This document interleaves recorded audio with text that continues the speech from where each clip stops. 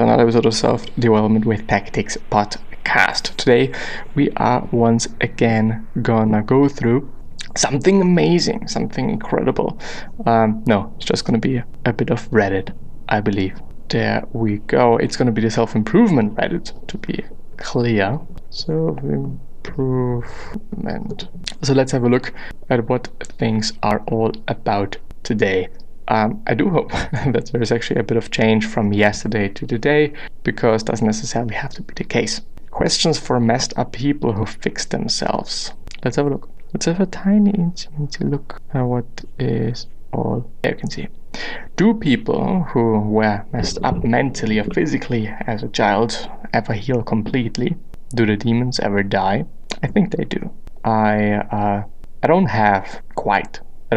quite have personal experience regarding that. I would also argue, what is a messed up person? I do think that we all have our things that we're having to deal with.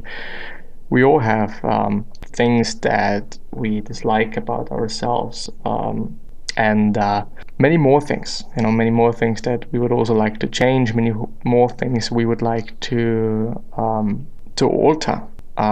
That we can also do sometimes, most often, unless it is about our physical experience and our looks.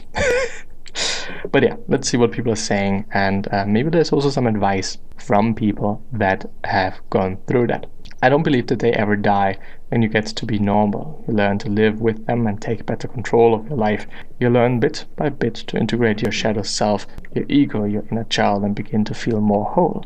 I believe this is a more righteous path than just having no struggles in life and being quote-unquote normal. I'm not saying there's anything wrong with normality. I've never actually experienced it, but for me, this is purpose actualization. Peace to you, friend.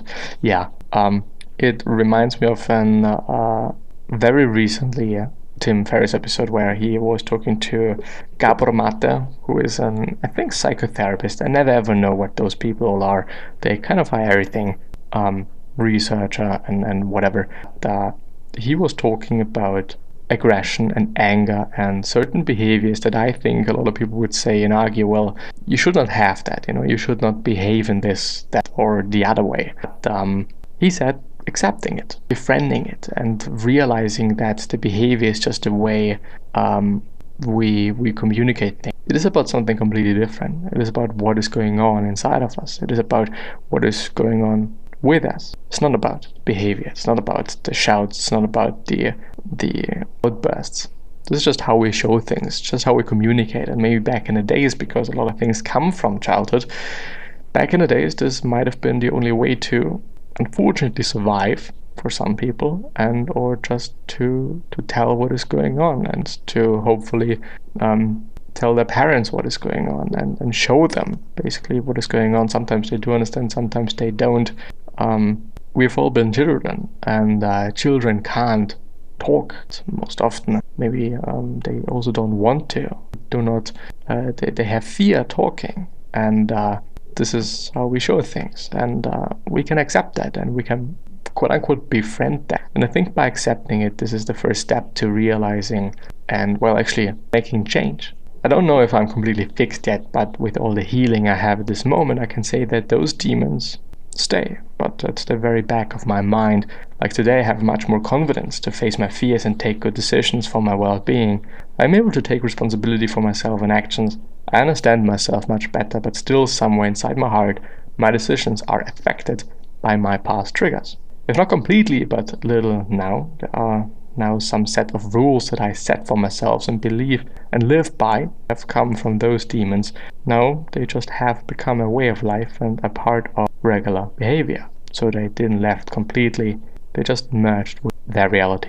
No doubt some people have much harder lives than others, but I don't think that normal means no demons. This isn't to minimize you or anyone's struggle, but it helps me to realize that everyone is struggling on the inside to some degree with something. We all have something. We all have certain insecurities. We all have certain fears. We all dislike certain things, and this is okay. This is fine.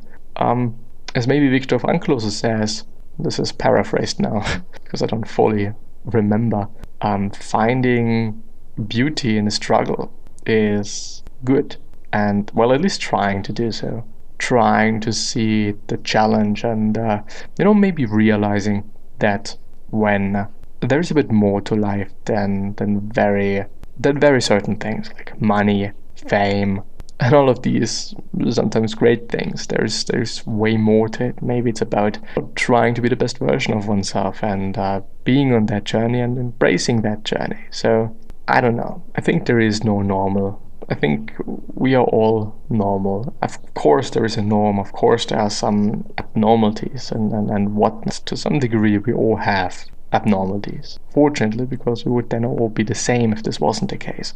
Gonna end the episode there. I've been able to share something of value to you, and I'll hopefully see you in the next episode. So